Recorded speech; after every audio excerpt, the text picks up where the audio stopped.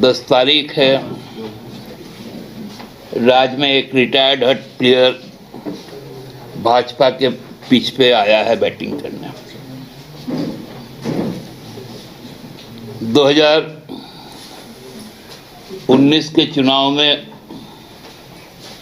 हेमंत बाबू का एक बाउंसर से बुरी तरह वो चोटिल हुए थे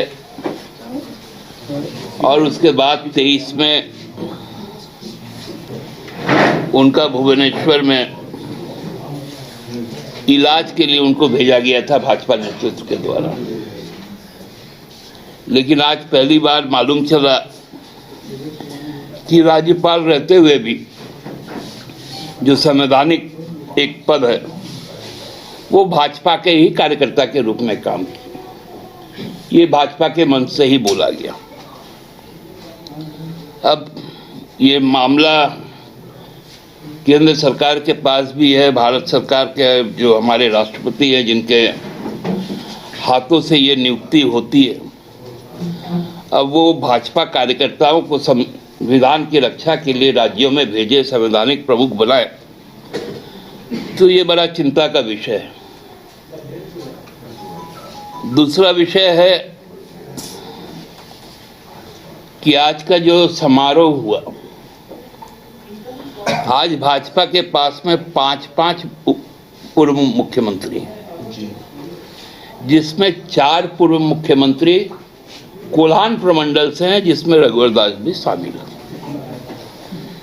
लेकिन आज के समारोह में कोल्हान के और जो 3 पूर्व मुख्यमंत्री हैं वो नहीं आए। क्यों नहीं आए ये उनकी पार्टी ही बता पाएगी। और जो एक और पूर्व मुख्यमंत्री थे जो छोटनागपुर प्रमंडल से आते हैं, उनका भी जो चेहरा था जब वो प्रदेश के चूंकि अध्यक्ष भी हैं, बड़ा नकारात्मक रूप से दिख रहा था। कहीं से भी वो उत्साहित नहीं थे और उत्साहित नहीं होने का कारण भी यही था कि उनके कार्यकारी अध्यक्ष जो उन्हीं के गृह जिला के हैं, उन्होंने अपने संबोधन में राहु केतु कहा। अब ये राहु केतु कौन है आज मंच पे दिख गया था। तो उन्होंने कहा कि भाई ग्रहण भी लग गया है हमारे पार्टी को, राहु केतु ने घेर लिया है। तो बाकी जो 3 ग्रह थे वो तो 3 ग्रह अलग हो गए। अब राहु केतु आज मंच पर दिखे। और बाद में जब संबोधन हुआ, संबोधन के पश्चात भी जब आप सब उनसे बात किए, अपने संबोधन में उन्होंने कहा कि भाई मैं तो 5 महीने चुपचाप बैठा रहूंगा। और 2 से हम लोग चले थे संसद में, आज हम तीसरी बार सरकार बनाए। अच्छी बात है। लेकिन आपको याद होगा कि यही रघुवर जी जब प्रदेश अध्यक्ष थे तो भारतीय जनता पार्टी का सबसे दुर्दिन आया था, जब उनकी संख्या विधानसभा में 18 रह गई थी। तो कितना आगे बढ़ेंगे ये तो भविष्य में बताएगा, लेकिन 5 महीने वो कुछ करेंगे नहीं।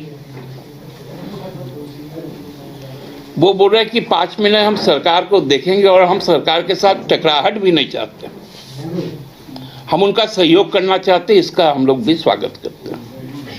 असल में टकराहट के लिए आप तैयार भी नहीं हैं। आपने जन समर्थन ही खो दिया, क्योंकि आपके जो प्रदेश अध्यक्ष है उनको रघुवर जी के शब्दों में 2 शब्द है, फिट एंड फाइन भाजपा। और बाबूलाल जी के मुंह में एक शब्द बार बार गूंजता है, वो है हनीमून।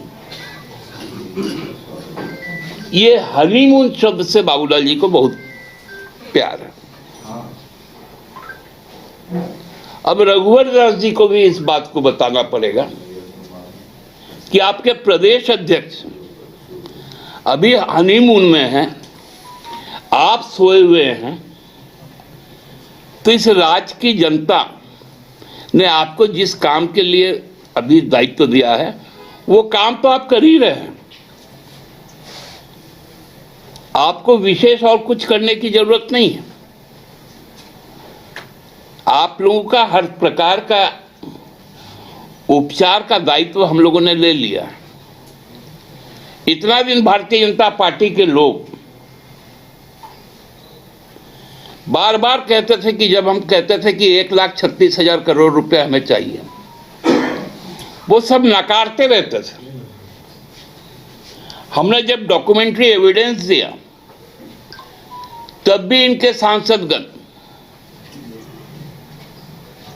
नकारते रहे।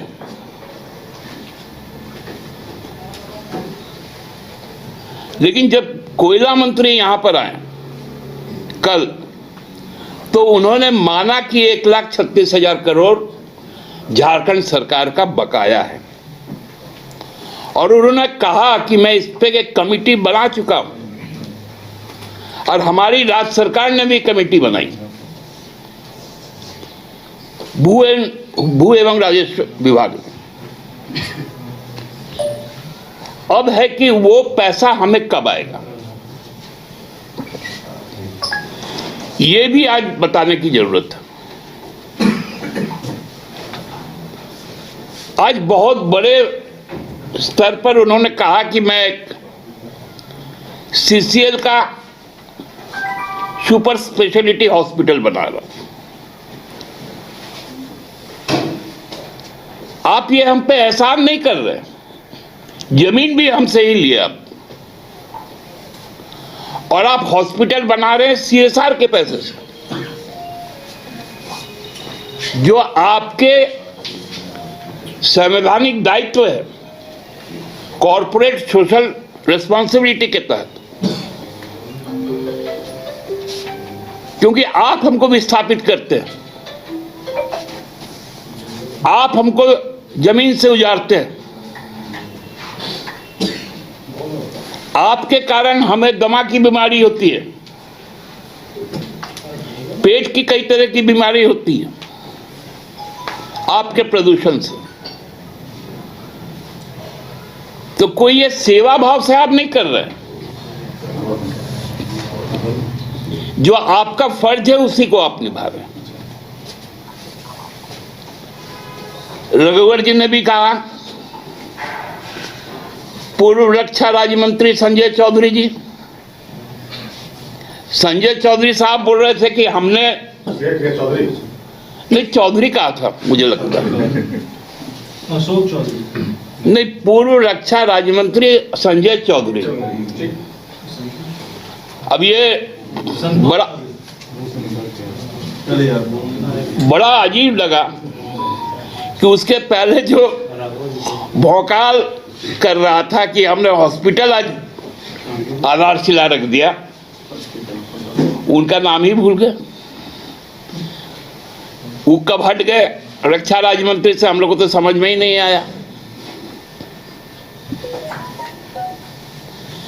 तो मैं इस बात का इसलिए उल्लेख कर रहा हूं कि मनस्थिति को समझना पड़ेगा कि आज भारतीय जनता पार्टी कितनी डरी, सहमी, पराजित और हतोत्साहित है।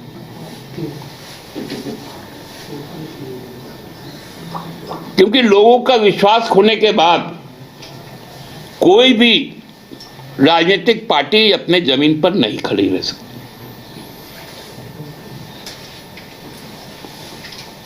आज सुप्रीम कोर्ट तक को बताना पड़ता है कि भाजपा अपना विधायक दल का नेता खोज ले। ये मैंने नहीं कहा, भारत की उच्चतम अदालत ने कहा कि झारखंड में भाजपा को अपना विधायक दल का नेता खोजना पड़ेगा। इनको मिल ही नहीं रहा है। आस लगाकर चचा बैठे हुए हैं। मेरे विधायक आदरणीय सीपी सिंह जी, बाबूलाल जी बैठे हुए हैं। प्रदेश अध्यक्ष से हटेंगे तो नेता प्रतिपक्ष बनेंगे। अब आपस में अब रघुवर दास भी बोल रहे हैं।